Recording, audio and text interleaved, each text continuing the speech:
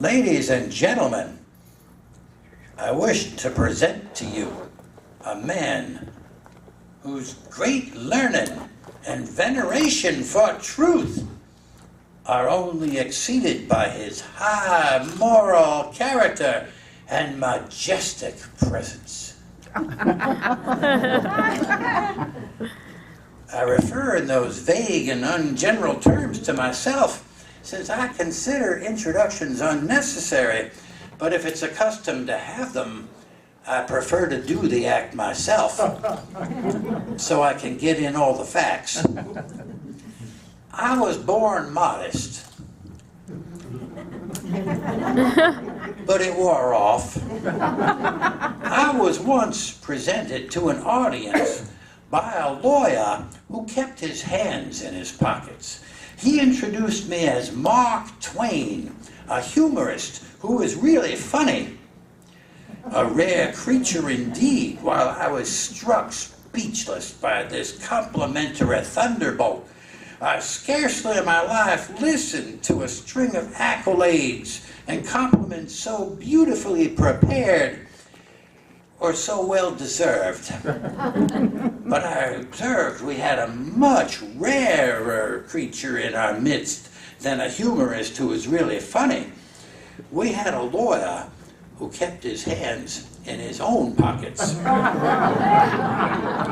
Lawyers and congressmen have a well-earned reputation for being able to talk excessively with all sorts of flowery language and certainties and spew out outlandish facts that have actually no factual basis, and opinions that they assure us are everybody's, whether we actually agree with them or not, and talk as to so actually not accomplish anything.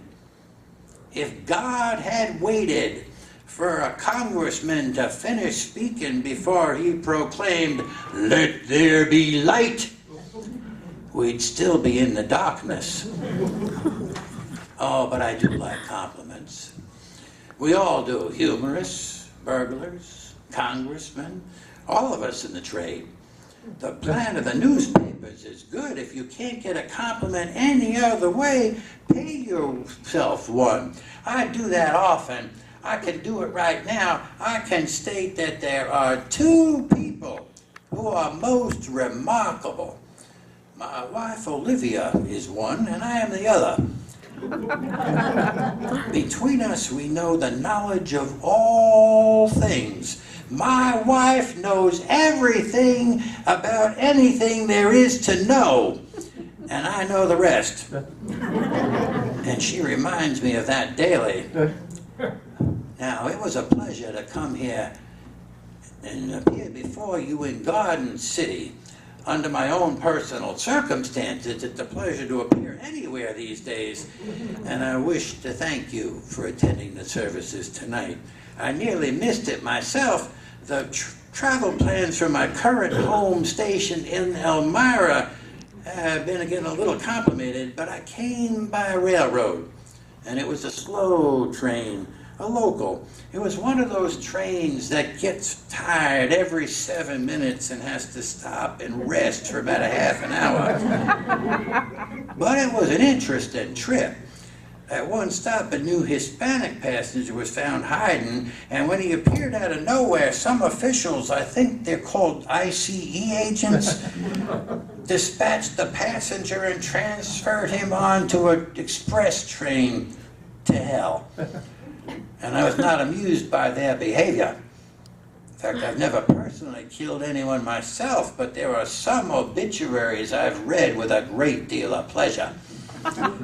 There was another young couple who left their home station with me on the train. They were newlyweds, and by the time the train reached New York City, they had 3 kids and a grandchild on the way. And there was a dog on the train that barked at nothing all day long until it died. I finally asked the conductor to take the cow catcher off the front of the train and put it on the rear of the train. because at the rate we are going, we're not likely to catch any cows. But there was nothing to prevent the cows from climbing on board or at the rear. And if I have to travel to heaven by railroad, I shall go the other way. Now, my wife, Olivia, and I arrived in New York City together, and I told her I was about to board the Long Island Railroad to come to Garden City. And she asked me how much money I had. And I looked in my pockets, and I checked my purse and counted out exactly $47.02. She told me she would take the $47, thank you very much, and she would go shopping instead. She told me to go to the Garden City Public Library by myself, but to keep my 2 cents to myself, particularly if anybody asked me for any advice.